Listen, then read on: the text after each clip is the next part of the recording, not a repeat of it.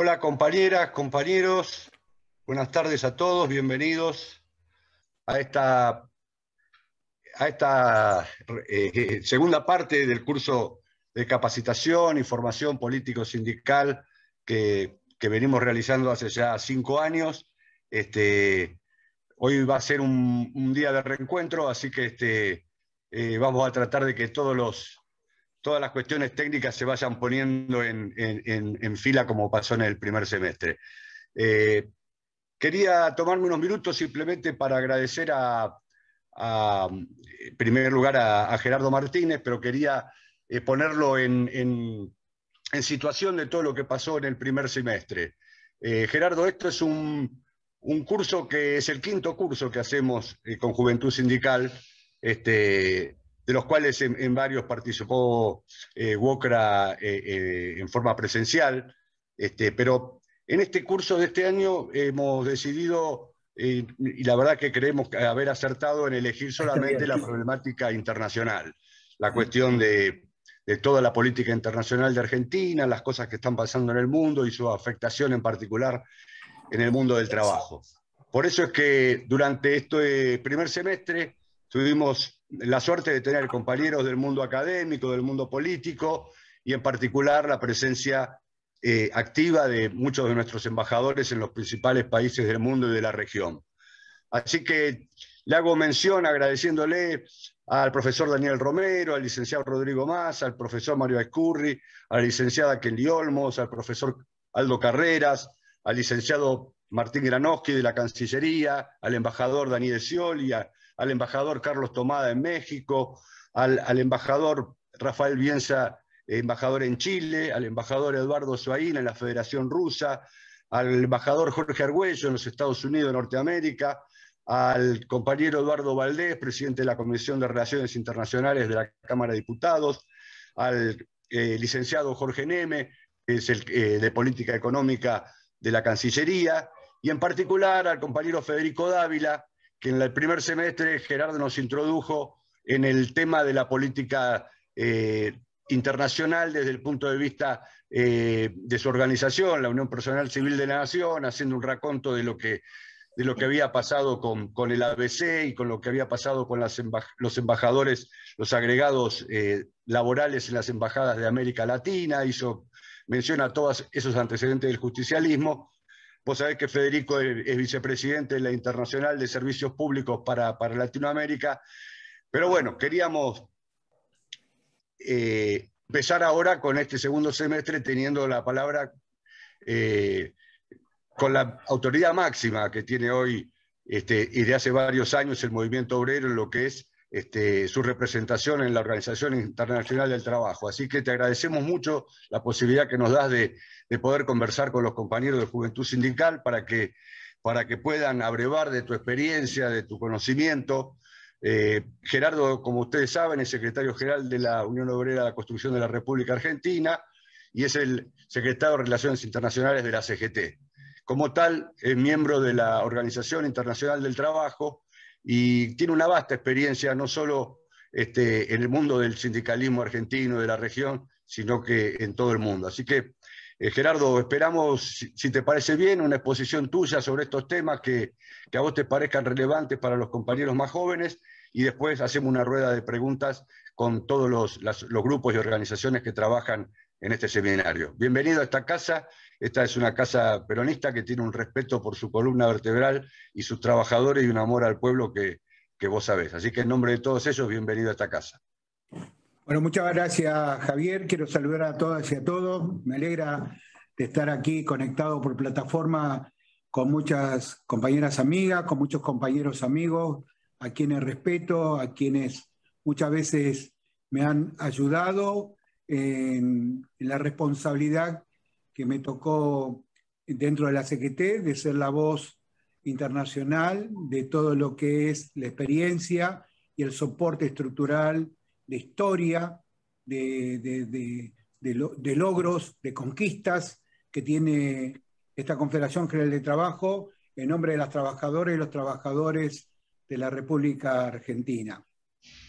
En principio, quiero decir también que una de las cosas fundamentales que ha desarrollado la tarea que nos encomendó la CGT para el área internacional, es tener un vínculo de respeto y de diálogo con las demás centrales sindicales de la Argentina, que me parece que es muy importante aceptar la diversidad, la pluralidad y la necesidad de tener una unidad de criterio en la definición estratégica que lleva el sindicalismo argentino en el campo internacional, el debate del campo internacional.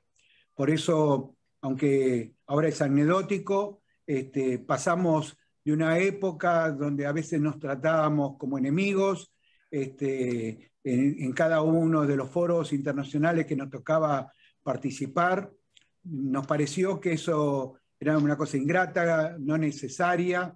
Me parece que hay una unidad de criterio y de consignas que profundamente nos unifican. A lo mejor hay una cuestión metodológica, de formato, de estrategia, que pueden ser diferentes, pero no por eso quiere decir que seamos enemigos ni que tengamos adversidad, sino que me parece que dentro del proceso de la pluralidad y del ejercicio de la diversidad, todos tenemos que comprendernos, todos tenemos que ayudarnos, todos tenemos que pensar que los objetivos que representa cada una de las centrales sindicales es nada más y nada menos que representar y ser la voz, los oídos y los ojos de lo que necesitan nuestras trabajadoras y nuestros trabajadores, tanto en el debate, digamos, nacional, en el debate hemisférico, como en el debate internacional. En ese sentido, la CGT, como organización central mayoritaria, se propuso trazar y marcar un camino haciendo respetar los valores de la historia que tiene este movimiento sindical y la Confederación General del Trabajo. Y cuando hablo de la historia, estamos hablando de que en ese momento todos estábamos unificados en una sola CGT. Después, la situación de los procesos políticos, de la dinámica que se da en nuestra Argentina, hace que hayan surgido esta diferencia, primero con una central sindical, digamos, distinta, y después esa otra central sindical se dividió en dos.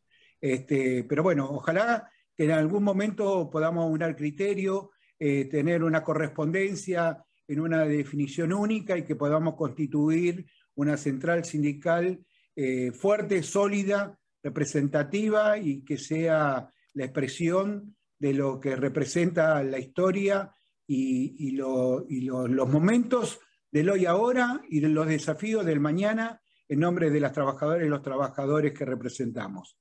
Pero lo importante es saber aceptar que este proceso, y fundamentalmente de la CGT, que le toca jugar un papel protagónico en nombre mayoritario de los trabajadores sindicalmente organizados, es tener un vínculo con las centrales sindicales de nuestra región y con las centrales sindicales del resto del mundo, atendiendo y comprendiendo de que estamos en un proceso de aldea globalizada o globalización, como se le llame, a partir del 89-90, unificamos criterios en su momento muy claro, muy definido, cuando se dio el consenso de Washington, la postura de todo el movimiento sindical de la región, no al ALCA. No era una cuestión caprichosa, ni era una cuestión de definición, digamos, particular. Era una cuestión de que en el proceso de integración del cual nosotros queremos ser protagonistas, entendíamos y comprendíamos, cuando leíamos los contenidos de lo que significaba el ALCA, a los trabajadores nos dejaban afuera. Es decir, no teníamos un rol protagónico ni tampoco los objetivos que se planteaban en el ALCA tenían como sujeto, como valor primordial, mejorar las condiciones de vida y terminar con la desigualdad en la región. Tampoco no se hablaba de la falta de libertad sindical y no se hablaba de los procedimientos de judicialización y de represión que se tenía en muchos países con la lucha del movimiento sindical, de los pueblos originarios, de la sociedad civil, y creo que todo eso nos generaba un común denominador que no podíamos aceptar el ALCA como un proceso de negociación y de integración. Creo que la insistencia de esa definición y las estrategias que nos fuimos dando dentro de la región, en cada capítulo, en cada foro, en cada debate, nos encontramos muchas veces en la soledad, ¿no? ¿Y por qué digo soledad? Porque indudablemente la fuerza y el poder de los trabajadores y las trabajadoras organizadas sindicalmente tiene un límite. Indudablemente es diferente si ese poder de definición en lo que es el diseño de una región de patria grande, que es lo que nosotros pretendemos, estuviera acompañado, digamos, con una definición de la política, porque en última la política no es un tema menor en el desafío, ya sea mundial como en el desafío hemisférico. Por dar un razonamiento quizás mucho más de lo mayor a lo menor, ¿no? La OIT fue constituida en su momento, en 1919, como una respuesta a la revolución bolchevique de 1917, ¿no? Y la OIT no fue creada por el movimiento sindical ni por el sector empresarial. No, la OIT fue constituida por una decisión política de los países occidentales que pensaron y creyeron que era necesidad de tener una estructura multilateral en ese momento para acompañar la necesidad de lo que planteábamos los trabajadores en igualdad, en justicia social, y que no teníamos un ámbito que nos diera la oportunidad o un recinto que nos diera la oportunidad de tener esa definición de ser escuchado. Así que en 1919 se constituye la OIT. La OIT se constituye antes de Naciones Unidas para que tengamos un razonamiento. Esa definición política de los gobiernos hizo de que se creara este ámbito multilateral con una participación del sector empleador, del sector del mundo del trabajo, de las organizaciones sindicales. Los objetivos muy claros tenían que ver con la definición de la justicia social y de los derechos potenciales de las trabajadoras y los trabajadores en el mundo, en un mundo desigual tal cual como es hoy. Todavía seguimos teniendo ese padecimiento. Y naturalmente, el mundo occidental, ante el grito que se daba detrás de la cortina, proletariados al poder, desde el lado occidental y en la OIT se sacaban distintos convenios que son fundamentales en los derechos fundamentales de las trabajadoras y los trabajadores.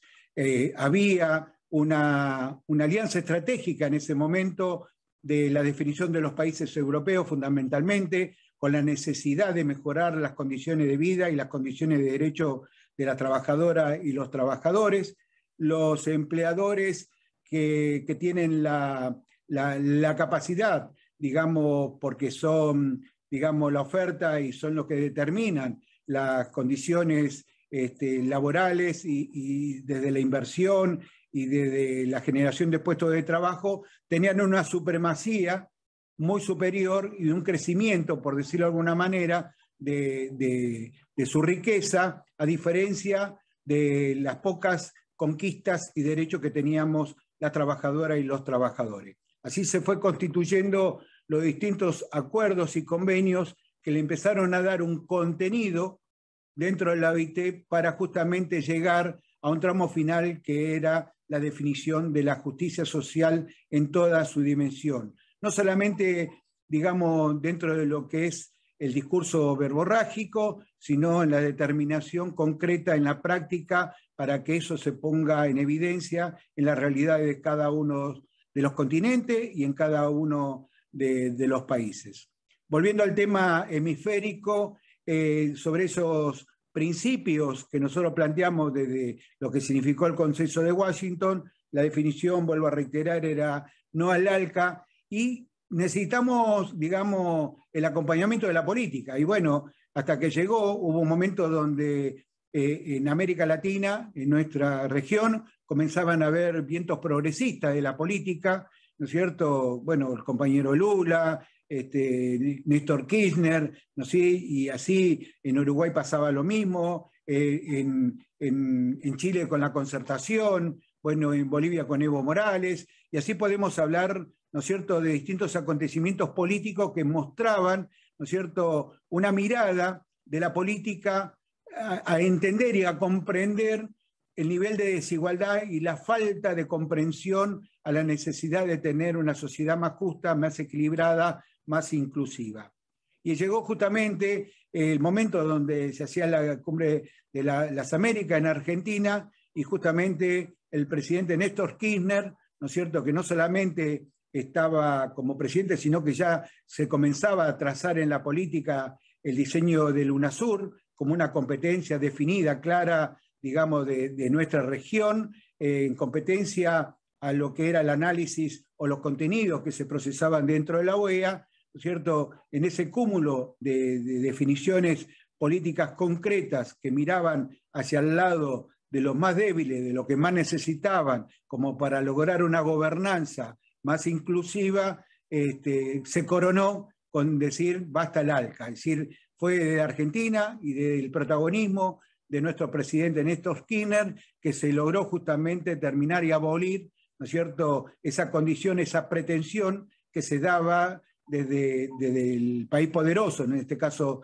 desde Estados Unidos, desde Canadá, ¿no? Y donde tenían otras sociedades con algunos países de América Latina, pero la preponderancia y la valoración política que se presentaba en ese momento hizo de que justamente todos los que pensábamos que el ALCA no era un camino que nos diera una perspectiva para resolver los grandes problemas estructurales de nuestra región, terminaran justamente anulados. O sea que esto fue un triunfo, digamos, no solamente del movimiento sindical, sino en una alianza estratégica con los pueblos originarios, con los campesinos, con la sociedad civil y a su vez, en el último tramo, con la decisión de la política que fue contundente para justamente darle término a ese proceso que se llamó el ALCA.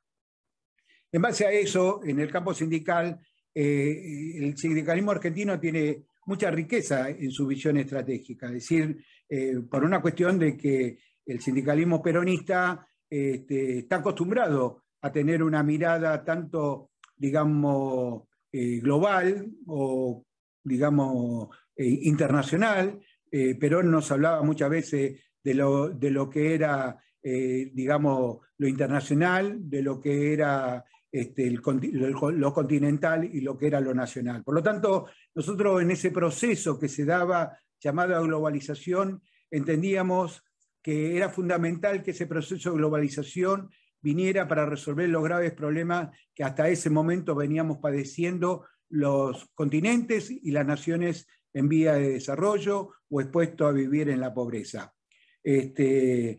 Todos pensábamos que la globalización iba a atender y comprender que los datos o las estadísticas que se tenían en ese momento en un mundo desigual, donde crecía la pobreza, la desocupación, el hambre, tenían que ser modificados con una mirada un poco más global, más solidaria, y donde ese proceso de globalización se entendiera y comprendiera con una mirada, digamos, de derechos humanos, de derechos de la sociedad civil y de los trabajadores.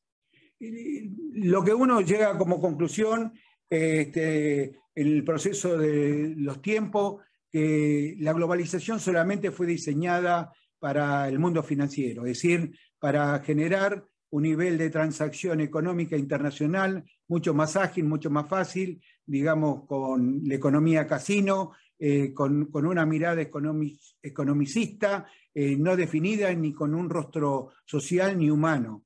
Ahí, bueno, empieza otra batalla, indudablemente, dentro de la lucha sindical, encarada no solamente a nivel continental, sino a nivel internacional dentro de la OIT. En el campo hemisférico constituimos la Confederación Sindical de las Américas, si producimos una unidad de las distintas vertientes que tenía la región en la representación sindical de nuestra región. Esto se constituyó en la Confederación Sindical de las Américas, por supuesto la CGT, como las demás centrales sindicales del movimiento argentino, fuimos protagonistas de todo ese resultado de unidad. Así también se dio a nivel mundial, se creó la Confederación Sindical Internacional, con una mirada, con una definición de encontrar la respuesta que no encontrábamos en la práctica por parte de los resultados que empezaba a dar la globalización. No encontrábamos que se profundizaba la pobreza, se profundizaba la desigualdad, los ricos cada vez eran más ricos, los pobres cada vez más pobres, y entendíamos de que no nos podíamos quedar con los brazos cruzados. Por lo tanto, entendíamos que para poder contrarrestar la fortaleza que tenía esta decisión de la globalización, ¿no es cierto?, nos tendría que encontrar a todos unidos, generando un terraplén, digamos, un escalón en la definición, como para avanzar en el debate internacional y mejorar las condiciones sociolaborales de toda nuestra humanidad. Después viene la crisis o la crisis o la pandemia financiera, ¿no? La implosión Lehman Brothers, por dar un ejemplo, ¿no es cierto?, lo que significó ello. Yo me acuerdo haber estado en ese momento en Ginebra cuando en un debate, en un foro, estuvo Sarkozy, ¿no?, presidente de Francia, y había otros presidentes que decían, bueno, es momento de que la política se haga cargo de este proceso de globalización. No puede ser que la política esté ausente, ¿no es cierto?, en la conducción de este proceso de globalización que tiene solamente una mirada economicista extremadamente financiera, ¿no? Y que todo lo que ya sabemos de lo que pasó estaba manejado por 4 o 5 grupos, ¿no es cierto?, de multinacionales, económicas, potenciales, de cadena de suministro, donde las desigualdades se incrementaban y la pobreza también. Obama también tuvo su discurso diciendo que era necesario repotenciar el valor de la política como para tener una globalización con rostro humano. Bueno, todo eso generó por ahí un aire fresco, ¿no es cierto? Y de repente nos encontramos que se ponía en telejuicio la conducta y el formato de la arquitectura financiera que representaba, por ejemplo, el Fondo Monetario Internacional, y se hablaba, digamos, de alguna manera de generar un cambio estructural en ese modelo de globalización, porque ya no daba los resultados que se necesitaban y cada vez estábamos peor. Una de las primeras medidas que toma el G20, que es el organismo que se revitalizó como para encontrar desde el multilateralismo un ámbito para debatir entre las naciones más ricas y potenciales de este proceso de globalización, hacía de que, bueno, entre otras cosas, algo que muy particular, que Argentina, siendo un país en vía de desarrollo y no con los potenciales de los países que conformaban el G20, de repente, por una decisión en su momento, en la gestión que estaba la administración de Menem, fue incorporado a la comisión ejecutiva del G20, ¿no? Entonces, todos ahí tuvimos la oportunidad desde Argentina, más allá de la administración política que estuviera en el ejercicio de la puesta en vigencia del G20, a ser parte del debate del G20.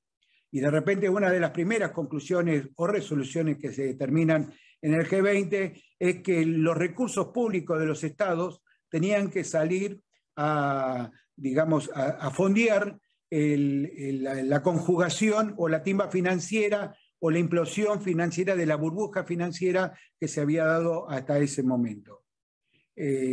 Bueno, fue una concordancia que se dio, se orientó, creo que con mucho sacrificio y con mucha bronca, los estados tuvieron que tomar esa decisión aconsejada por el G20, por lo tanto, porque decían que era mucho más virtuoso, más allá del costo que significaba salir al salvataje del sistema financiero reinante, que dejarlo de que eso explotara definitivamente. Lo que decíamos en el campo sindical internacional es que ese salvataje no podía ser sin cláusula vinculante, digamos, con una cláusula gatillo. La idea era en ese momento, y eran los pronunciamientos tanto en los distintos foros y en las distintas reuniones del G20, que hubiese una cláusula gatillo que determinara que no podíamos seguir teniendo esa supremacía de un sistema financiero alocado, un sistema financiero sin rumbo y sin contención política para mejorar las condiciones de vida de nuestra sociedad mundial.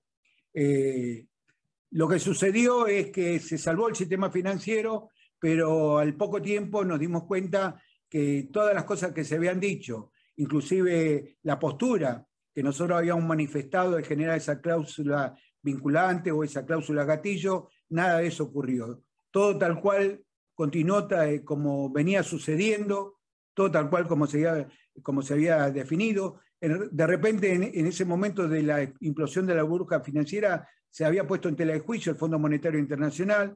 El G20 tomó una decisión muy particular de decir, nuevamente, démosle al Fondo Monetario Internacional un protagonismo, digamos, para reencauzar esa crisis económico-financiera. Yo también me quiero acordar, ¿no es cierto?, que creo que fue en el G20 de Londres, hubo una pretensión de incorporar al debate de esos encuentros multilaterales lo que se llamaba la flexiseguridad. La flexiseguridad era un ajuste estructural planteado como un ejemplo, lo traían desde los países nórdicos, ¿no? Es decir, los países nórdicos tienen un sistema de seguridad social potenciado que cubre gran parte de las necesidades como para mantener las condiciones de vida que ellos tienen. Y fue un ejemplo particular que ellos utilizaron, creo que fueron los daneses o los suecos, ¿no? Y el gran hermano que manejaba en ese momento la discusión del G20 dijo, bueno, traigamos eso, esa baja, ese reciclado, digamos, de todas esas medidas que se tomaron en estos países nórdicos y pongámoslo como un tema central en la definición para bajar la capacidad digamos, de negociación y la capacidad de derechos que estamos reclamando los trabajadores. Fue justamente, estaba Brown, creo Brown, Gordon Brown, era el primer ministro de Inglaterra, yo fui parte de la delegación, tuvimos una reunión con él, ¿no? Y después hubo una reunión plenaria donde estaban todos los presidentes integrantes titulares del G20, pero quiero destacar que hubo dos presidentes, que se negaron a aceptar las cláusulas de flexibilidad laboral en el debate del G20. Eso fue la compañera Cristina Fernández de Kirchner y el compañero Lula. Fueron dos actores fundamentales en su liderazgo potencial, en representación de la región, que acompañaron la postura que expresamos en ese momento el sindicalismo internacional, el sindicalismo de la América y, por supuesto, el sindicalismo de Argentina. Esto, o sea, eran aliados nuestros.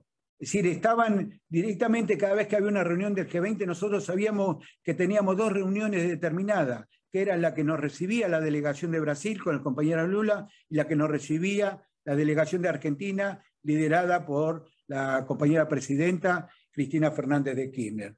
Y con ello hacíamos, digamos, trabajamos y nos acoplamos como para tener un mayor nivel de preponderancia en la definición de la discusión de lo que se estaba tramando. Por eso digo que el valor de la política es fundamental en el proceso que va desde lo que significa la globalización y los impactos que se generan cuando no hay una mirada de rostro social, rostro humano, y los procesos que se dan a continuación dentro de la región y dentro de los países.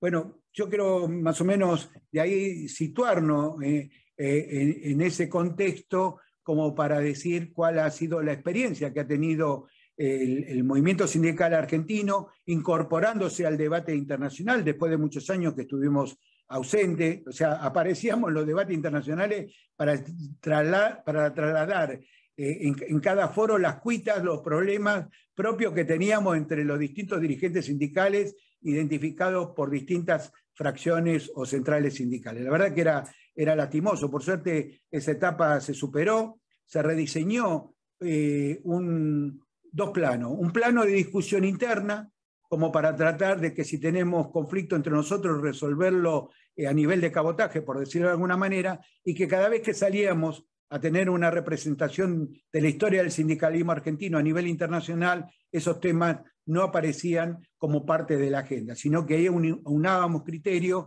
tanto a nivel de la Confederación Sindical de las Américas como de la Confederación Sindical, digamos, internacional. Y de por sí, nunca nosotros nunca vetamos la participación de los representantes de cada una de las centrales sindicales, por supuesto, de acuerdo al nivel de representatividad, pero nosotros somos, ¿cómo puedo decir? Somos celosos en ese sentido desde la CGT, porque tiene un peso específico en el debate internacional. Argentina es uno de los países fundadores de la OIT, para tener un ejemplo, o sea, la presencia y el respeto que hay sobre Argentina es muy fuerte por lo que representa la historia del movimiento sindical y por los derechos que en su momento tuvo Argentina, que fueron, digamos, una llama fuerte, digamos, de efecto de contagio positivo para otras naciones, pero justamente nosotros siempre cubrimos y garantizamos la instancia de que todas las expresiones de las voces sindicales de nuestro país estén expresadas y representadas en el debate internacional del movimiento sindical. Más o menos esto es lo que puedo exponer, seguramente me estoy olvidando de un montón de cosas, pero bueno, dejo un poco para que podamos en esta dinámica de compañero o compañera, con quien le habla, ¿no es cierto?, refrescar algunos acontecimientos que seguramente quedaron y no fueron planteados, pero que son parte de la realidad de lo que sucedió. Pero también lo importante es decir qué es lo que va a suceder, ¿no? Porque en última siempre parece como que a los argentinos nos gusta hablar siempre del pasado, más allá de que no hay que olvidarse del pasado, ¿no? Pero me parece que es importante trazar una definición muy clara en la oportunidad que tenemos en este momento desde nuestro gobierno como para trazar un capítulo que pueda ser diferente y que no tengamos tropiezos como lo que tuvimos hasta hace poco tiempo, que tuvimos una administración de 4 años que nos llevó a ser uno de los países más endeudados del mundo y con un empréstito que hipoteca el destino, no solamente del hoy y ahora, sino del mañana. Y por eso creo que es muy importante que hayamos tenido la oportunidad de lograr nuevamente la conquista del poder político para trazar en un proceso, digamos, de dimensión de lo general a lo particular, pretendiendo lo que significa la definición del otro, la protección del otro y de tener una política en la práctica que sea inclusiva y que defienda los derechos fundamentales como para que la cultura del trabajo, el desarrollo productivo sean un eje central de nuestra definición de estrategia como país. No es bueno, no es sano, no estamos acostumbrados y tampoco nos lo merecemos de que tengamos prácticamente un 50% de nuestra sociedad asalariada expuesta a vivir en situación precaria, en la informalidad o en la desocupación y que tengamos un nivel de pobreza como el que estamos teniendo. Indudablemente tenemos que dar vuelta a la taba y la mejor manera es tratando de conciliar, concertar, acordar, y esto que dice atrás el cartel que yo tengo, es decir, generar un diálogo social institucionalizado, es decir, que sea una herramienta fundamental, una llave maestra, como tal ha sucedido en otros países que hoy son desarrollados. Es decir, a mí me ha tocado, por mi responsabilidad internacional, estar en España, estar en Alemania, estar en los Países Bajos, estar en Francia, y uno cuando comienza a hablar de cómo salieron, porque ellos tuvieron conflictos, se peleaban y había guerra por una parcela de hectáreas, ¿no?, territorial en aquel momento, con una conflictividad de alto voltaje, y encontraron en el Consejo Económico Social y en el diálogo social institucionalizado una oportunidad como para reencontrarse, para tolerarse, para comprenderse y generar, digamos, un consenso y una arquitectura de diseño estructural donde todos se vieran protagonistas y donde todos se vieran que en función del esfuerzo podían tener una mejora en sus condiciones de vida. Y creo que ese es lo que pretendemos en nuestro país. Somos conscientes que hoy se ha lanzado un Consejo Económico Social, que es muy importante. Yo lo digo que todavía es precario. ¿Por qué es precario? Porque sale de un DNU. Yo lo que nosotros necesitamos, los trabajadores y las trabajadoras, y supongo que el sector empresarial, para poder discutir política de Estado, que esto pueda tener en el tránsito de acá a unos meses la oportunidad de que podamos generar un proyecto de ley de consenso y que ese proyecto de ley tenga una sanción parlamentaria en el marco de la democracia, como para darle una perdurabilidad, para darle una preexistencia, ¿no es cierto?, que esté en valores institucionales. Es decir, que no importa la administración política que pueda estar, sino que tenga que respetar el diálogo tripartito que está institucionalizado como una fuente para encontrar la respuesta a los problemas estructurales que tiene Argentina. Y en eso nosotros hacemos mucho hincapié, que una cosa son los problemas, digamos, que puede haber definiciones y que pueden ser variantes o pueden ser diferentes, de lo ideológico o de la mirada político-partidaria. Pero los problemas estructurales no pueden entrar en ese contexto. Los problemas estructurales se tienen que resolver seriamente, responsablemente y en una responsabilidad de todos. Si nosotros no tenemos tolerancia y no tenemos respeto al diálogo, al consenso, y por el hecho de que yo traigo mi container, no me escuchan y me voy, indudablemente eso no funciona.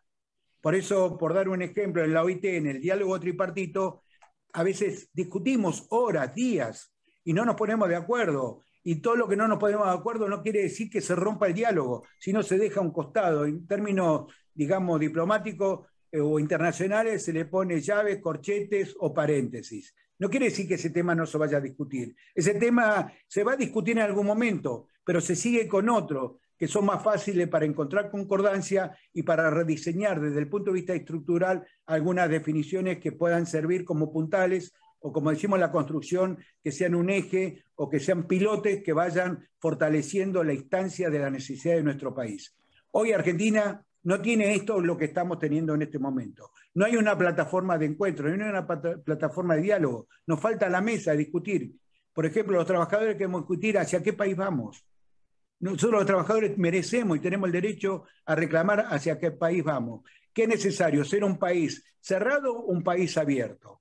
Nosotros somos conscientes, porque nos informamos, que aunque pongamos el 100% de los potenciales, digamos, la actividad del mercado interno, de lo que es el desarrollo interno del país, no logramos cubrir el 100% de nuestra demanda.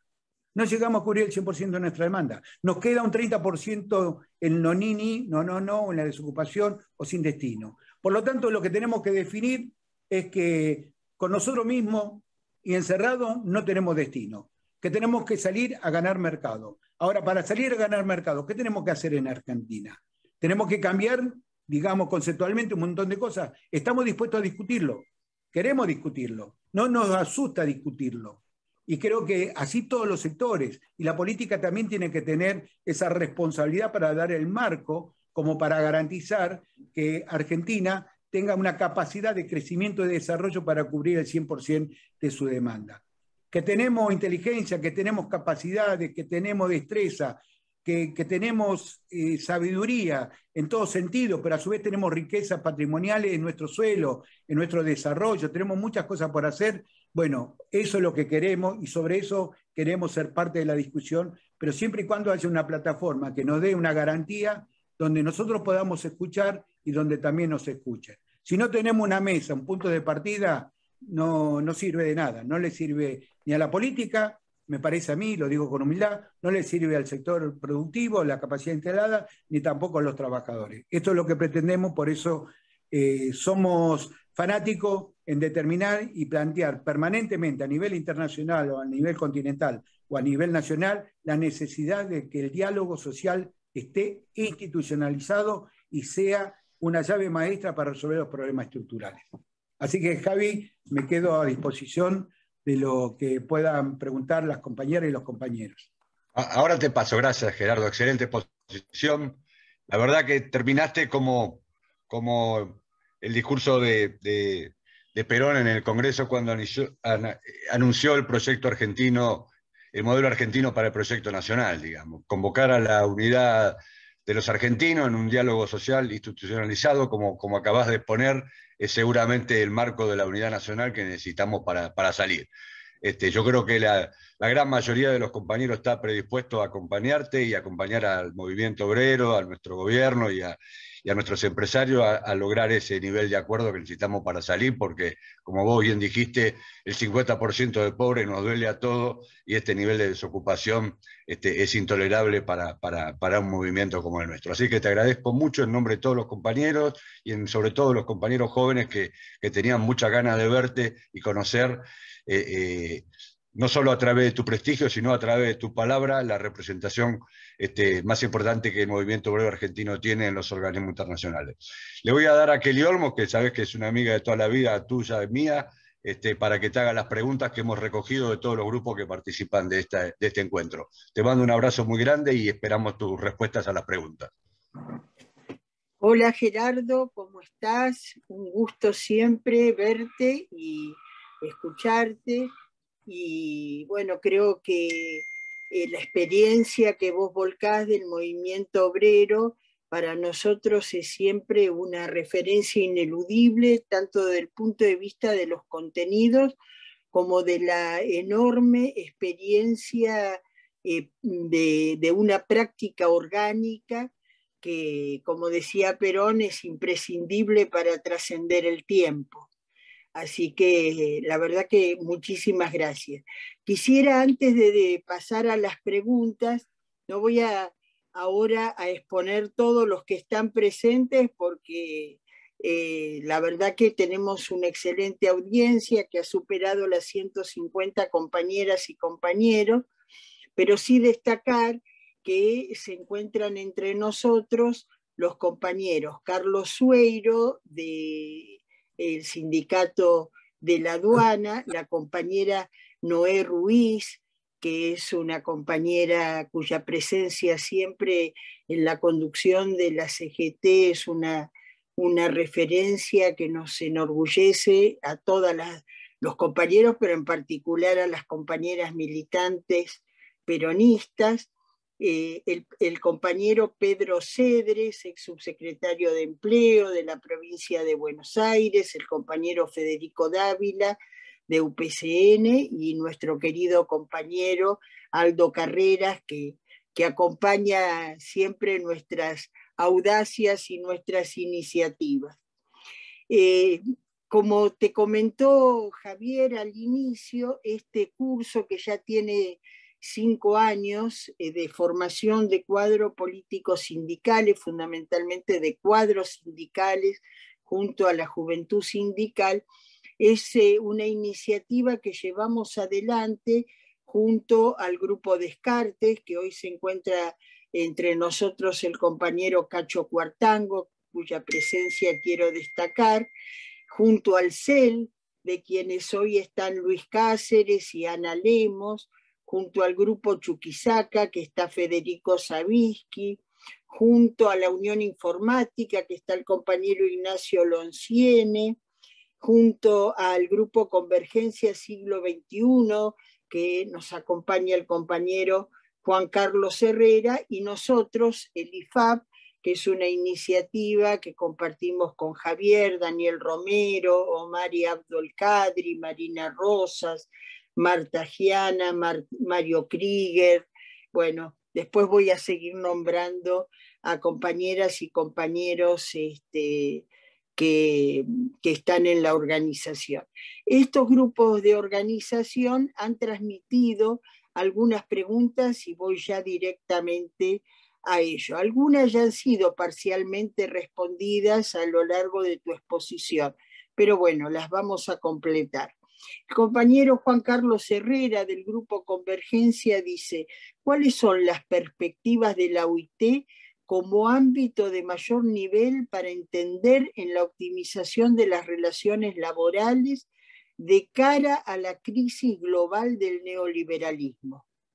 ¿Se fortalecerán o debilitarán los espacios tripartitos de concertación en torno a una revalorización del trabajo decente, que vos proponías claramente como un eje para superar no solo lo que fue la crisis financiera, sino la crisis de la pandemia que estamos atravesando todavía?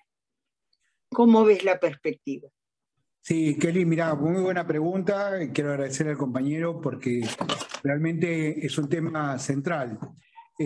Vuelvo a repetir, la OIT se constituyó, digamos, como un organismo multilateral antes de Naciones Unidas, después de la Revolución Bolchevique del 17, y ante cada pronunciamiento que se daba detrás de la cortina, el mundo occidental daba un convenio, una pauta, ¿no? Un documento como para garantizar el derecho de negociación, de asociación, libertad sindical y bueno, todo lo demás que se fueron dando en la historia de la OIT. Pero todo eso funcionó y fue útil, a mi entender, lo digo aceptando que posiblemente de haber otras opiniones, por supuesto, pero en mi análisis todo se dio hasta el año 89. Hasta el año 89 la OIT era una expresión de diálogo tripartito expuesto en una definición de encontrar desde ese diálogo tripartito, quizás por la escalera, no por el ascensor, distintas condiciones para definir con mayor prontitud o poner en evidencia la necesidad de encarar un modelo hacia la justicia social que hasta ese momento no había. Pero eso fue hasta el año 89. En el 90, por dar una foto, la caída del muro de Berlín, pasa otra situación. Se crea la aldea globalizada. No hay dos modelos económicos, hay un solo modelo económico y un solo modelo de definición política en la autodeterminación de los países, pero sobre la base de la economía de mercado. Bueno, China indudablemente te da crédito, por dar un ejemplo, a cambio de que vos reconozcas esa dualidad que tienen. Hacia adentro son comunistas, hacia afuera predican y practican la economía de mercado. A partir de ahí, nosotros observamos, por lo menos, que comienza otra OIT. La OIT ya no es la herramienta de contención como para dar una respuesta de condición sociolaboral para que no nos vayamos a la otra cortina. Ya hay un solo modelo en el mundo. Es decir, esto es algo, pero te digo, que marca, digamos, una definición así como se dice la diferencia que hay, digamos, entre los océanos, ¿no? Hay un caso muy concreto entre el Océano Pacífico y el Atlántico, ¿no? Son dos océanos, pero hay una foto que muestra que hay una cosa que marca una diferencia absoluta. Y eso se marca a partir del año 89, 90. Ya los gobiernos no se veían, digamos, preocupados porque había un fantasma o había un proceso político diferente del otro lado. En principio. Y el sector empleador empezó a sentir como que había una alianza estratégica mucho más fácil, mucho más aceitada, digamos, con los gobiernos. Vuelvo a reiterar, cuando dije al principio, no olvidemos este detalle, que la OIT no fue creada por los trabajadores. La OIT fue creada como una decisión política de los gobiernos occidentales para contrarrestar el avance de proletariados al poder. Una vez que se terminó esa situación, o ese riesgo, por decirlo de alguna manera, comienza un proceso de otra OIT. Ya de hablar, en vez de hablar de justicia social, comienza a aparecer el debate trabajo decente. ¿Qué es trabajo decente? ¿No? Uno encuentra el trabajo decente es una cosa amorfa, una cosa abstracta, una cosa que sin contenido, no es lo mismo. Ahora es grave, porque ahora ya no solamente ni trabajo decente, hoy ya se habla, digamos, del comercio justo. Ya hoy hay otro paradigma en la definición, ¿no? En la revalorización conceptual objetiva de lo que eran los principios de la OIT, que surgía y nacía desde la política internacional encarada por los gobiernos poderosos como para garantizar la justicia social, para lograr un mundo mejor, que sin que agarrar la hoja y el martillo pudieran encontrar justicia social desde este organismo multilateral. Ya no había más ese riesgo, no había ese potencial como enemigo latente. A partir de ahí empezamos a ver una OIT más cada vez cercana a tener una relación con las ONG. Es más, en los debates que muchas veces se nos presentan en el Consejo de Administración, le quieren dar el mismo rango a las ONG que lo que representa la representación del movimiento sindical internacional. Una cosa increíble. Y ya comienzan a hablar ciertos conceptos de flexiseguridad, comienzan a hablar de cómo, digamos, encontrar una modalidad para que, porque hay sociólogos, politólogos, y digamos que hay una comisión de expertos que ya tiene una orientación como para ir desmalezando conceptualmente los documentos bases centrales que hicieron a los derechos fundamentales del trabajo, los derechos humanos fundamentales del trabajo, ¿no? Entonces, es una cuestión permanente, una pelea constante en este momento. Si vos me decís, yo creo en la OIT, sí creo en la OIT. Fue algo positivo, extremadamente positivo. Ahora lo que digo, los garantes de la OIT hoy somos los trabajadores. Ya no es más la política internacional, somos los trabajadores. Pero para que nosotros seamos un garante de que continúe, digamos, la OIT tal cual como se diseñó en su momento, nosotros tenemos que administrar la conflictividad social. ¿Y cuál es el otro problema? Que vos te encontrás en el mundo desarrollado que cada vez tenés menos membresía de afiliación sindical. Vos tenés en Estados Unidos que tiene un nivel de membresía, o sea, de afiliación del 10%, del 9% de la población económicamente activa. Vos ves en Alemania que bajó sustancialmente, en Francia, 5 o 6%. Estamos hablando de países centrales. Entonces, la pregunta es, está bien, hay un modelo que tiene, lo hago como autocrítica, ¿no? Es verdad, el modelo tiene hoy muchos aliados a favor. Pero la pregunta que nos tenemos que hacer en el campo sindical, si no reaccionamos, ¿a dónde vamos a ir a parar? Está bien que tenemos muchos enemigos, pero miremos también, pongámonos un espejo a ver si nosotros estamos actuando a la altura de la circunstancia para revalorizar el papel que debe tener el movimiento sindical. Porque es como todo, en el poder político, y ustedes lo saben mejor que yo, ¿no? Si, ¿cuándo vos te respetan y te sientan en la mesa de la definición del poder? Cuando tenés capacidad de daño. Si vos no tenés capacidad de daño, no te sientan. Por más razones, por más virtudes que tengan, aunque sea la mejor plataforma, pero si no tenés capacidad de daño, vos en la mesa no te sientan. Esto pasa también en las luchas, en las condiciones del diálogo tripartito. Entonces, lo que nosotros tenemos que mostrar, que tenemos que relanzar potencialmente un nivel de campaña de afiliación masiva, como para reacondicionar los valores de lo que significa la administración de la conflictividad social.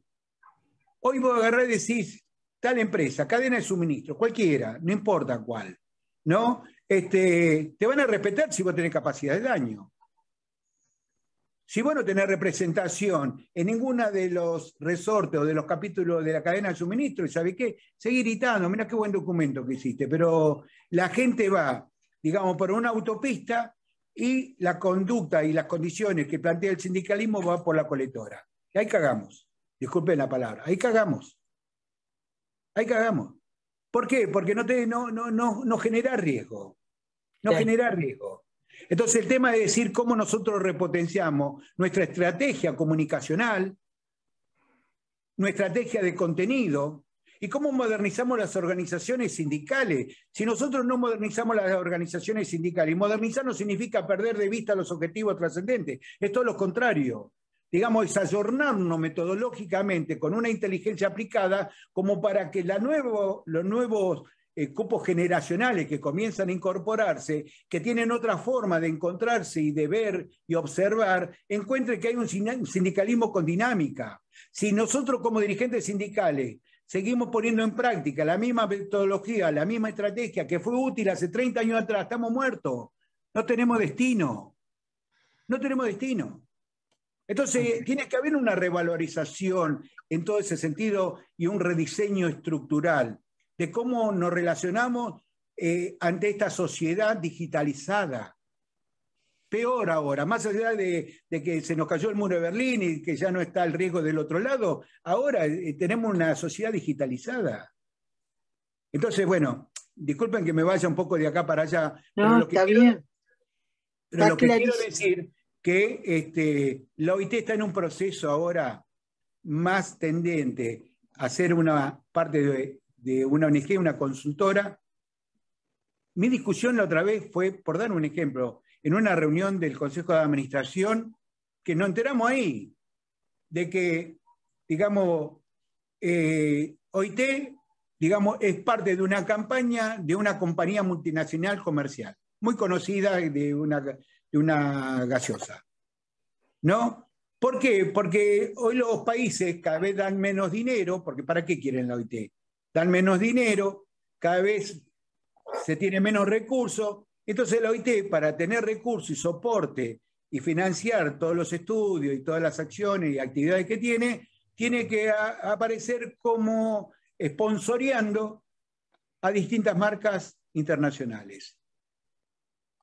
Y el problema que cuando se arma esa marca y ese sponsoreo, se crea un capítulo dentro de la OIT y dentro de esa representación hay designados que representan a la Confederación Sindical Internacional.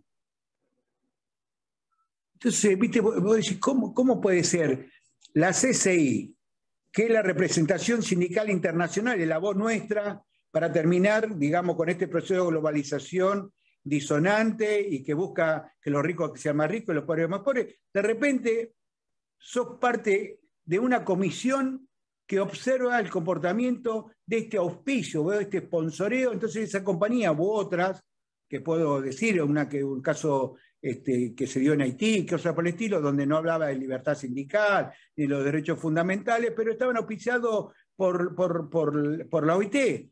A cambio, ¿qué? Ponen tanta guita para dar soporte como donación a los recursos que necesita la OIT. Ahora, esos recortes o esos recursos no son para profundizar, digamos, la mejora de las condiciones sociolaborales, sino justamente para mantener un estilo, ¿no es cierto?, de una ONG como consultora internacional.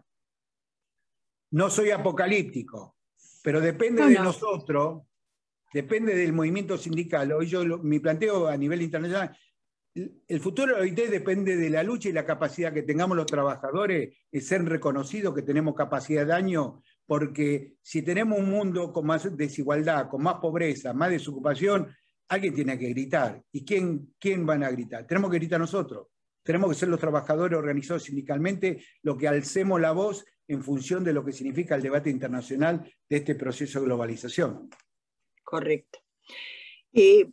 Partiendo de lo que vos decías, digamos, del punto de inflexión que tuvo la dinámica mundial a partir de la desaparición de la Unión Soviética y en consecuencia de lo que había sido la Guerra Fría y la afirmación de un sistema neoliberal que ahora está enfrentando una crisis muy seria, pero de la vigencia, la hegemonía de ese sistema neoliberal y sus expresiones en la República Argentina fueron destruyendo las formas de trabajo con, no digamos trabajo decente, sino trabajo con derechos, como nosotros siempre hemos aspirado, ¿no es cierto? Y en esas nuevas realidades se inscriben las de la creación del propio trabajo.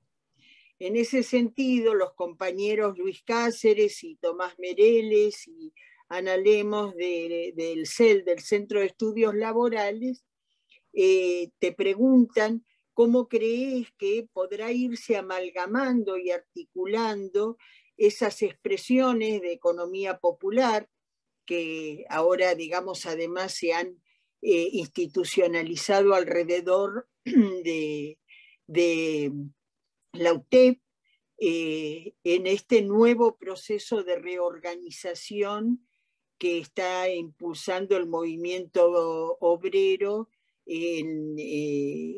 frente a la reorganización de la CGT. Sí, Kelly, buena pregunta. Por suerte el peronismo ha tenido capacidad y la destreza de ponerse al frente, digamos, de de los daños estructurales y colaterales que ha generado el modelo neoliberal y los fracasos de la administración que se dieron en los últimos años, ¿no? Yo siempre pongo un ejemplo, esto, digamos, que hay que tener en cuenta una cuestión, ¿no? Como una cuestión, digamos, de reflexión o de análisis hacia adentro.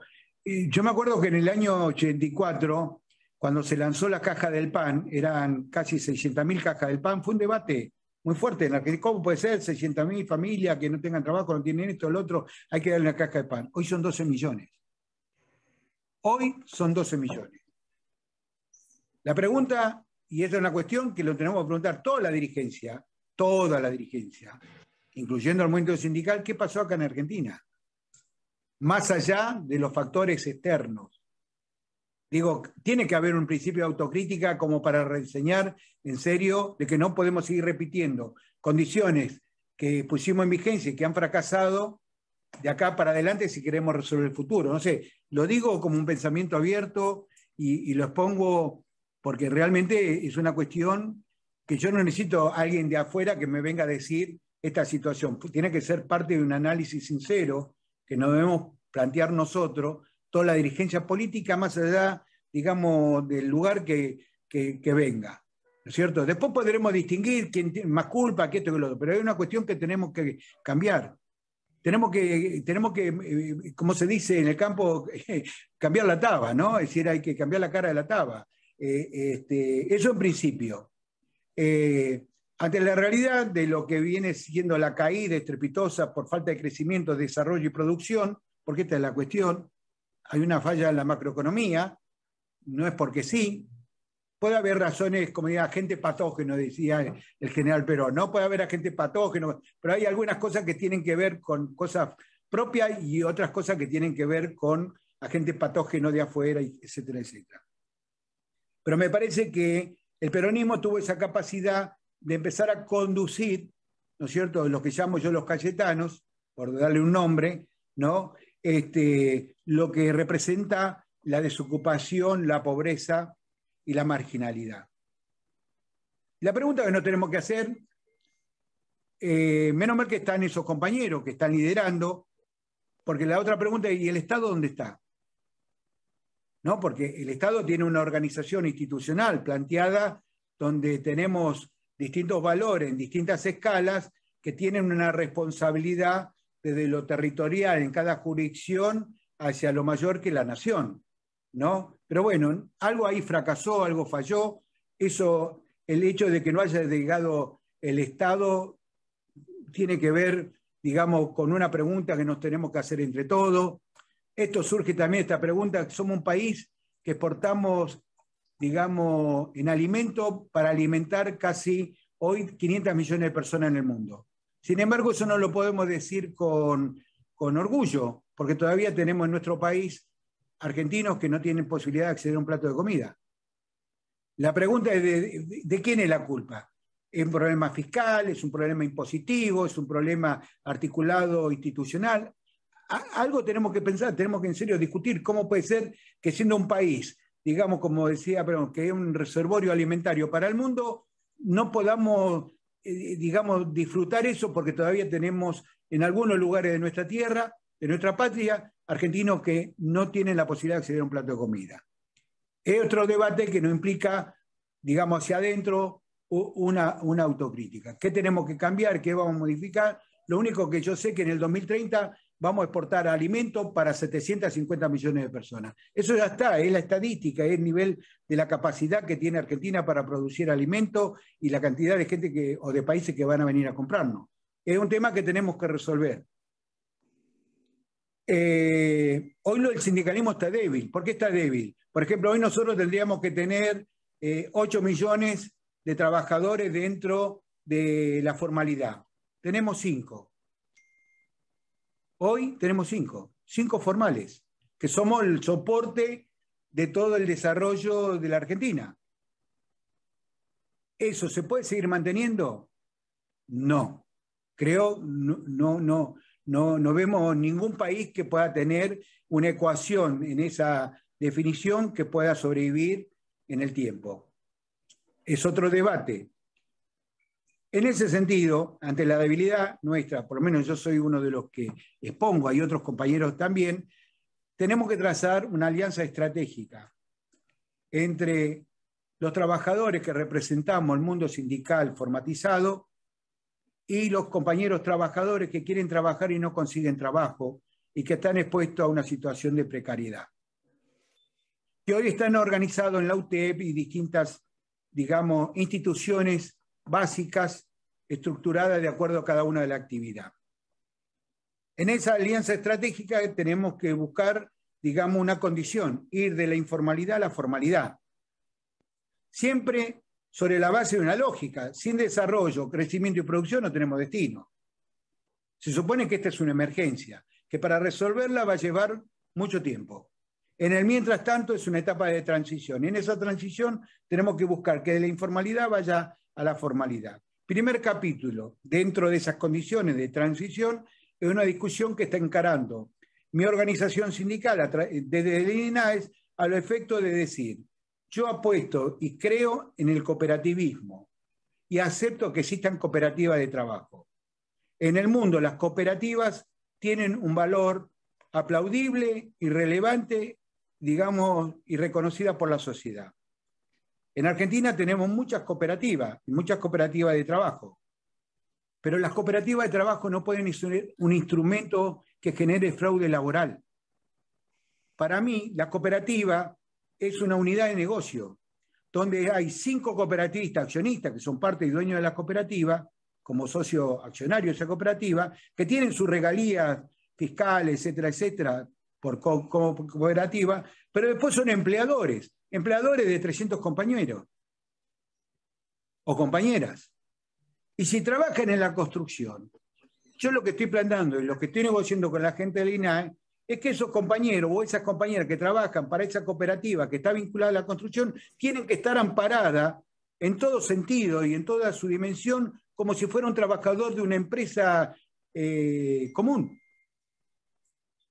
Y pongo un ejemplo. Hay un banco cooperativo, que todos lo conocemos, Carlos Keller, ¿no? Es un reconocido hombre de la política y sabemos que viene de Credit Coop.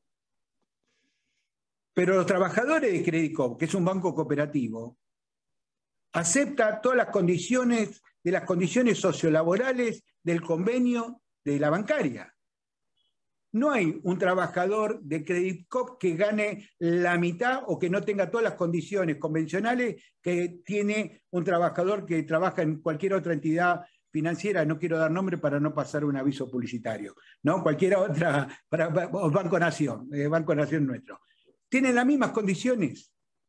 Y seguramente el Banco Credit Coop tiene una regalía o facilidades, pero esa regalía o facilidades no le da derecho a no reconocer los derechos que le corresponden a las trabajadoras y los trabajadores que trabajan ahí. Y así puedo hablar de las cooperativas de luz, y así puedo hablar de las cooperativas agrarias, y así puedo hablar de las cooperativas de agua que hay en toda la Argentina.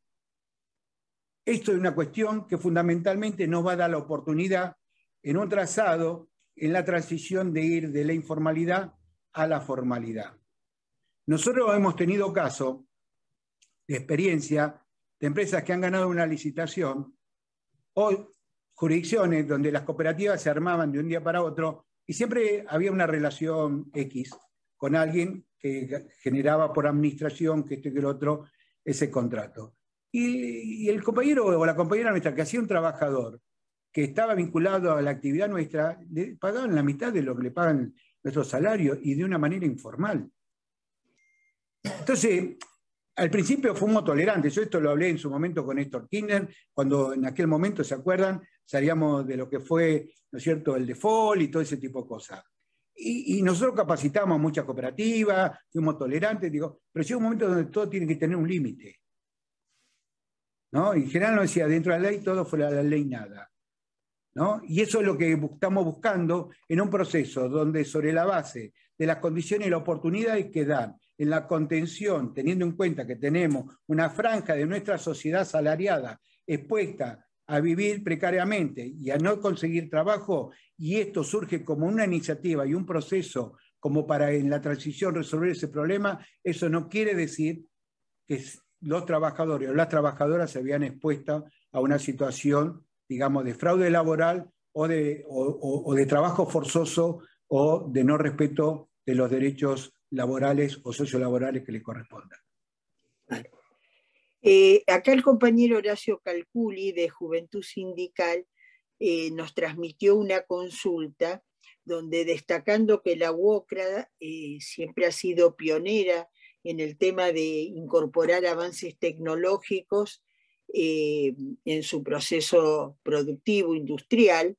Entonces él pregunta, ¿cómo ves hoy, en el 2021, la implementación de políticas por parte de los secretarios generales de los gremios para abordar esta problemática de la incorporación de la tecnología a los procesos productivos, todo lo que es, viste, 4G, etcétera, que no sea un mecanismo de desplazamiento de los trabajadores, sino un mecanismo, digamos, que al elevar la productividad favorezca la generación de trabajo.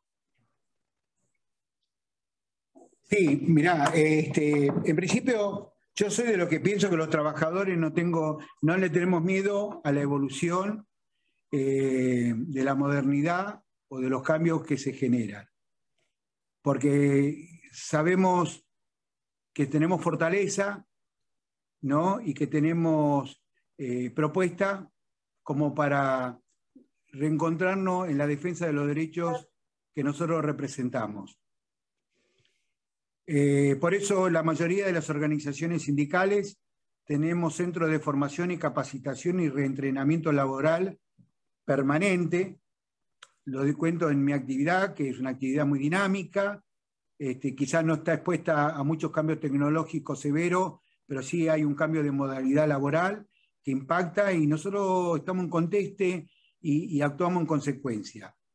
No en todas las actividades se da lo que sucede en construcción, hay otras actividades que se ven con mayor impacto, el proceso de la modernidad o de la robótica o la cibernética. El tema es como que no es un problema, digamos, aislado, no es un problema de Argentina, es un problema del mundo. Y ante estos acontecimientos que generan un cambio estructural de la fórmula polinómica que se determinó o se acordó como contrato social en la segunda revolución industrial, hoy los términos que dieron composición a esa fórmula polinómica de las 8 horas, etcétera, etcétera, hoy ya no están sobre la mesa. Hoy cambiaron los términos. Se cambiaron los términos, que significa que ese contrato social discutido en aquel momento hoy ya no tiene uso. No impera en el desarrollo del encuentro y del debate de las condiciones entre el ejercicio de la igualdad entre la producción y el trabajo. Por lo tanto, a nivel mundial lo que estamos pretendiendo es discutir, digamos, un nuevo contrato social. Y en América Latina tenemos que discutir un nuevo contrato social. Y en Argentina tenemos que discutir un nuevo contrato social. ¿No? Ustedes han visto que hay algunos compañeros, diputados, que lanzaron el tema de un anteproyecto como para modificar los horarios de jornada laboral. Yo hablé con ellos y les dije, ojo que es un tema serio. Es un tema que no puede ser utilizado y banalizado en una campaña política, es un tema serio. Es un tema que todavía no tuvo solución en el mundo. Yo he sido parte de resultados y he escuchado, tanto en la OIT, lo que ha pasado en Francia, lo que pasó en Alemania, cuando pusieron a prueba una cosa y otra. Estamos hablando de estados robustos y de países desarrollados. No estamos hablando de un país que tiene una deuda de 60.000 millones o 100.000, como dijo Martín Guzmán, de 100.000 millones de dólares, ¿no es cierto?, con un 50% de la población expuesta a vivir en la pobreza y desocupado. Entonces, digo, tengamos cuidado. Yo, para discutir ese tema, que creo que vale la pena discutir, primero tiene que haber un trazado a nivel internacional y un impacto en los países en vía de desarrollo, que a lo mejor en los tiempos y en la forma no se da en las mismas condiciones. Tiene que haber una etapa de transición en ese proceso de cambio estructural, tecnológico, digital, robótico, cibernético. Tiene que haber en ese tiempo tenemos que discutir, digamos, un nuevo contrato social y tenemos que discutir si es necesario modificar las condiciones horarias y todo el rediseño estructural laboral, lo tenemos que hacer en un diálogo social institucionalizado. Yo no quiero discutir bilateralmente con los políticos o con el Estado, yo quiero discutir con los empresarios, porque yo no vivo del Estado, sí voy a vivir en el resultado final de la inteligencia de tener un Estado, digamos, que me lleve a condiciones de vida que cada vez esté más cerca de lo ideal y de estar mejor. Pero la relación de mis condiciones la tengo en la contraparte. En la contraparte, yo quiero discutir eso con la contraparte. Por eso creo que no le tenemos miedo al debate, a la discusión. Hay que discutirlo, pero es un tema serio y profundo. Y el impacto que genera la tecnología y demás forma parte de un entendimiento que se tendrá que dar por la vía convencional en el mientras tanto. Los convenios colectivos son una herramienta fundamental para que de una manera bilateral entre empresarios y trabajadores encontremos medidas que den solución al impacto que genera la tecnología en los tiempos de ahora. Claro. Voy a vincularlo con una pregunta que hace Ignacio Loncieme, secretario general de Unión Informática, sobre una tecnología en particular, que es la informática, y donde partiendo, digamos, de los debates que hay en la OIT respecto del derecho al aprendizaje, él cree que eso debería retomarse en el debate local también, marcando la importancia de la formación para los nuevos empleos, incluyendo el tema informático. No solo como pequeño, digamos, como una iniciativa ahora, por ejemplo, masiva de programadores, sino una formación sostenida de las capacidades laborales que se requieren para los nuevos empleos. Vos sos una persona que ha sido de los pioneros también en construir una fundación para la capacitación de los trabajadores constructores. Así que, ¿qué te parece esta discusión? Digamos, ¿cómo está hoy el tema de la del debate sobre la formación para el trabajo? Mira, yo creo que la digitalización o Internet y todos estos nuevos procedimientos de la tecnología nos da la oportunidad también de generar y adquirir derechos. En el caso, pongo un ejemplo, en el caso de la construcción, ¿no? Nosotros teníamos hasta hace unos años atrás la libreta de cese laboral. Era una libreta almacenero, digamos que la proveían los empresarios, y donde ahí figuraba solamente por las distintas empresas donde yo había pasado como trabajador. Nada más que eso.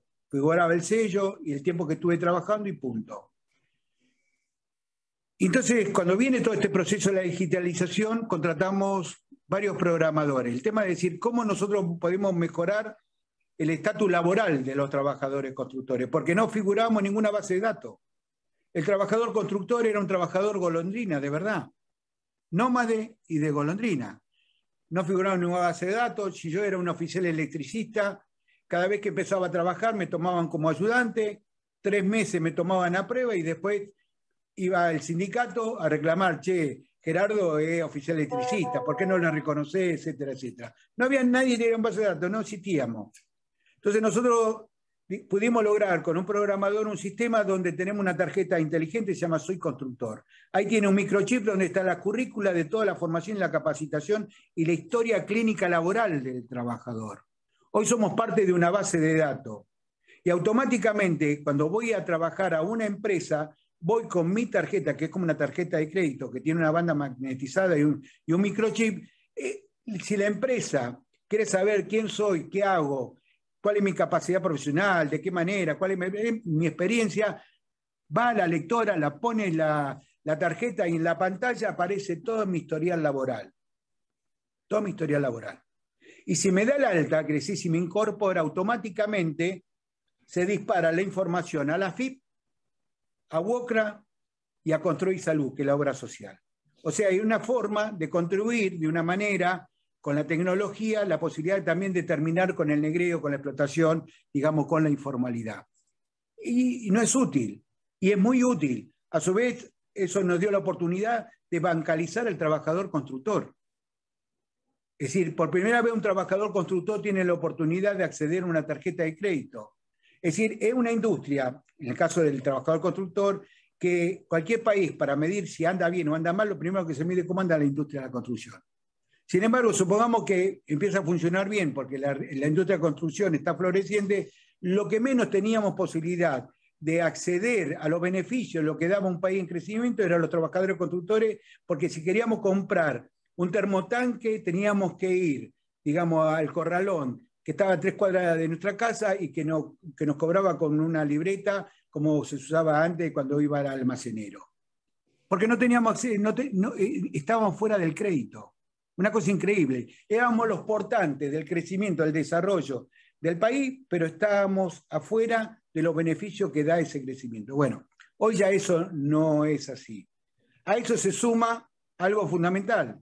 Lanzamos hace un mes atrás la primera aplicación que tiene el movimiento sindical para los trabajadores y las trabajadoras, que lo van a tener acá en su teléfono. Es decir, se puede afiliar, puede sacar la tarjeta inteligente incorporándose al sector, puede sacar un turno para ir al teatro, puede ver cuáles son los cursos de capacitación y formación que tienen en cada seccional, en cada punto, en cada centro de las escuelas, puede entrar al programa de prevención de adicciones, puede entrar a las editoriales donde están los libros y la bibliografía de todos nuestros contenidos, puede entrar a las plataformas de educación, formación profesional o de capacitación política que tenemos en el diseño de la juventud sindical. Es decir, puede afiliarse directamente de la APP, de la aplicación. O sea, lo que necesitamos, por eso digo, el sindicalismo tiene que renovarse en serio. Tiene que buscar de tener una sintonía en este proceso de la dinámica, donde utilicemos ese proceso de la dinámica con una organización ágil, útil y dinámica, pero hacia el beneficio del compañero. Yo tengo 70 seccionales en todo el país. Y yo digo, bueno, nosotros queremos hacer esto, y tenemos lugares donde hay compañeros que se achanchan, pueden ser que se achanchen, ven el escritorio, se ven el sillón y se olvidan de dónde vinieron y lo que representan. A partir de ahora, cada compañero va a tener directamente un enlace sin pasar por el dirigente para tener todos los beneficios y los contenidos que tiene nuestra organización sindical. Y no depender porque vamos a entendernos, cuando uno se achancha y todo lo demás, lo que busca es no tener tanto afiliado. ¿Por qué? Porque si tenés más afiliados, tenés que laburar más y tenés que cuidar más, porque si no, de lo contrario, te arman la rosca y te voltean. Vamos a entenderlo. Claro. Cosa que sucede en muchos países de América Latina. Son sindicatos donde vos tenés muchos caciques, poco indios. Y vos decís, ¿pero cómo puede ser que tenés poco indio? Y claro, porque son sindicatos cerrados, ¿viste? No representativos. Entonces, afilian a los que los votan. Entonces van a elecciones y los votan los de siempre, por supuesto. Entonces perduran y perduran. Ahora se terminó la historia. Desde acá, de esta aplicación, vos te podés afiliar. ¿Me entendés? Y llegado el momento, si hay un proceso electoral, podés armar una agrupación, y si aquel que se durmió o miró para arriba, se quedó con los brazos cruzados, y bueno, hermano, la cosa es así. Nosotros necesitamos dirigentes representativos y con convicción. Finalmente, una inquietud que expresaron las compañeras y compañeros del grupo Descartes, que encabeza acá el compañero Oscar Cualtango, que está con nosotros, y también nosotros y nosotras en particular del IFAP, Gerardo. Vos sabés que la organización femenina dentro del peronismo nació muy hermanada con la rama gremial. Y la verdad que la política que está desarrollando nuestro gobierno de fortalecimiento de la participación, empoderamiento de la participación de las mujeres, es una política hoy muy importante, no solo de actualización, sino de construcción de justicia social. ¿Cómo va a evolucionar la participación de las mujeres cómo lo ves vos, digamos, dentro de lo que es la orgánica gremial y en particular la reorganización que está planteada para la Confederación General del Trabajo? Sí, yo creo, yendo de la historia, la primera compañera militante revolucionaria que reivindicó el papel de la mujer era la compañera Evita, ¿no?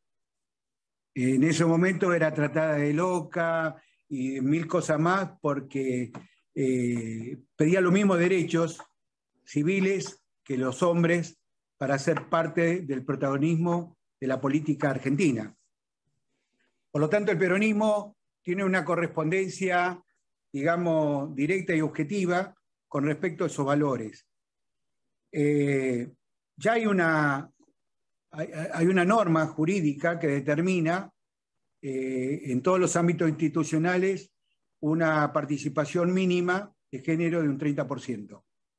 ¿No? Es decir, todas las organizaciones, que en el caso de construcción no lo tuvimos porque no, recién ahora estamos teniendo una presencia de base de trabajadoras, pero que no tienen un acumulado de representación estructural. La van a empezar a tener y la están teniendo de a poco, porque nosotros tenemos 2.000 afiliadas, de 300.000 trabajadores, tenemos 2.000 afiliadas nada más dentro, dispersada en la construcción. Pero si vamos a los cursos de formación profesional, estamos teniendo más compañeras que compañeros ahora. O sea, hay toda una dinámica proactiva, virtuosa, me parece muy interesante. En todos los organismos internacionales, para tener una participación en un secretariado profesional, en la OIT, Naciones Unidas, lo que sea, te piden, cuando vos presentás una delegación, paridad o equidad o perspectiva, como dice Noé, ¿no es cierto?, para tener una participación en una delegación que sea admitida. Si vos no generás una representación igualitaria a nivel internacional, no podés participar en ningún foro ni ningún encuentro internacional. Argentina, bueno, uno ve el gabinete nacional, uno ve una participación de muchas compañeras y que tienen un papel protagónico espectacular, con una definición y una convicción de liderazgo indiscutible. Yo me acuerdo cuando empezó el debate de la ley de género, muchos decían, no, porque esto van a poner a fulana, mengana, que, o sea, se banalizaba la oportunidad, ¿no? Hasta de repente se encontraron de que no, que las compañeras que de repente tenían que ser parte de la lista para ser diputada, para ser senadores, empezaban a brillar por su capacidad, su inteligencia, su liderazgo. Hoy nadie puede poner en tela de juicio, ¿no es cierto?, el papel y el protagonismo que tienen las mujeres en el desarrollo, digamos, de los temas centrales de la política o de cualquier ámbito. Le cuento también, acompañado a esto, que la Cámara de la Construcción también está diseñando un cambio estructural en su, digamos, su estatuto, dándole la participación, porque hay mujeres que están a cargo de distintas empresas y demás. Bueno, o sea, hay todo por suerte hay un cambio estructural en ese sentido, y la CGT no puede estar al margen de esa situación. Por lo tanto, nosotros vamos a encontrar, así como tenemos liderazgo de Noé en su historia, en sus definiciones, en toda su trayectoria, vamos a tener seguramente muchas más compañeras acompañando la conducción de la CGT para vigorizar la representación y la voz de las trabajadoras, que no van a tener una condición sectorial, sino que van a ser trabajadores varones o trabajadores mujeres, pero que tienen una convicción en la defensa, digamos, de lo que significa el derecho, la conquista y la justicia social, que no tiene nomenclatura masculina o femenina, sino que son autóctonas, definidas, que representan la identidad de los varones y las mujeres en la lucha del movimiento sindical argentino. Bárbaro. Bueno, sabemos que mañana ustedes tienen el Congreso Ordinario de la Unión Obrera de la Construcción de la República Argentina, así que desde acá les deseamos muchísimo éxito en el desarrollo de ese Congreso, y le dejo la palabra al compañero Federico Savinsky de la Juventud Sindical y también del Grupo Chuquisaca para que te dé un saludo. Fede. Ahí estoy, ¿se escucha bien? Sí, perfecto. Bueno, gracias Kelly, gracias Javi por la introducción. Gerardo, impecable, increíble, toda la exposición, la verdad que hace 1 hora y media que estamos y la verdad que la atención fue increíble porque hay compañeros y compañeras de todo el país que para este curso de formación que lo hacemos con tantas ganas, realmente ver esta diversidad de participación, la verdad que es un placer en los encuentros semanales que hacemos del curso anual. Así que, Gerardo, la verdad que me toca saludarte, iba a hacer el cierre o estas palabras el compañero Horacio Calculi, que te manda un saludo grande, que no pudo estar presente. Bueno, la Juventud Sindical, también saludos de Cristian Jerónimo y de Juan Pi Brey. Y bueno, y solamente para compartirles al resto de los compañeros que estamos arrancando, y a vos también, Gerardo, comentarte, como decía Javi al comienzo, estamos arrancando el segundo semestre de este curso anual. Y quería compartirle a toda la audiencia, ya que te tengo presente acá, compartirles este libro que se llama ¿Cuál es el futuro del trabajo? Y donde vos, Gerardo, escribís el prólogo, y donde la fundación de WOCRA, bueno, lo editó junto a SICUS, así que súper recomendable, es un libro que cita hay muchos académicos que tienen distintas miradas, como decía Gerardo, una mirada en la diversidad y la idea de esto del diálogo en esa diversidad, ¿no? Así que súper recomendable. Nada más, Kelly, nada más, Javi. Gerardo, muchísimas gracias por todas esas palabras y principalmente el contenido y la experiencia de la Juventud Sindical. Te agradecemos muchísimo.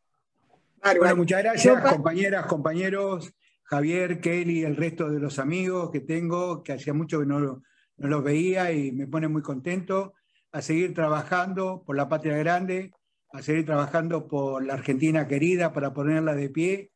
No nos dejemos abrumar por aquellos agoreros que nos muestran un camino sin definición, porque detrás de cada uno de nosotros hay una doctrina, hay una visión política y un compromiso de honor, que es justamente lograr una patria justa, libre y soberana. Y eso, en el tiempo, no pasará el tiempo, pero esas consignas y esas decisiones son parte de una realidad permanente para seguir luchando por nuestro país. Así que muchas gracias. Gracias, Gerardo. Muchísimas gracias. Gracias por todo. Saludos a todos los compañeros de la UOCRA. Antes de cerrar, quisiera agradecer a Miguel Pedele, secretario municipales de Lanús, Juan Moucarcel, de Rurales Santiago del Estero, Pablo Gardela, Grupo Descarte, Germán Dorrego, Fernando Toledo, municipales de Provincia de Buenos Aires, Mariana Vélez, América Rivadavia, el arquitecto Oscar Kinseski, Adriana Comisuk, Lidia Viñoles y seguramente me estoy olvidando de muchas y muchos compañeros que hoy todos afortunadamente hemos tenido la oportunidad de compartir esta hermosa charla que te agradecemos mucho, Gerardo, y que yo creo que especialmente a los compañeros más jóvenes que participan y se están formando en estos cursos los va a enriquecer, porque la mejor manera de retribuir a la posibilidad de tener una causa noble por la cual vivir, como es para nosotros el peronismo, es garantizando la continuidad entre las distintas generaciones de esta lucha por la justicia social. Así que muchísimas gracias por lo que hoy nos has aportado en esa materia.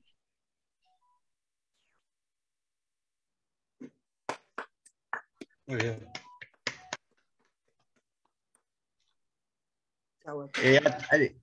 Como último aviso, les comunicamos que el miércoles que viene va a hacer su exposición en el marco del curso a las 17 horas, como siempre, el embajador Hernán Patiño Meyer, embajador argentino ante la República de Hungría, que va a ser un panorama de su gestión, obviamente, en el intercambio entre Argentina y Hungría, pero también nos va a dar un panorama de Europa Central y quiere también conversar con nosotros acerca de lo que está pasando en Afganistán. Así que los esperamos con el entusiasmo de siempre el miércoles que viene a las 5 de la tarde. Un fuerte abrazo para todas y para todos. Gracias a todos. Gracias a María Eugenia Jamarli, candidata a concejal en San Salvador de Jujuy, y le deseamos muchos éxitos. Chao a todos.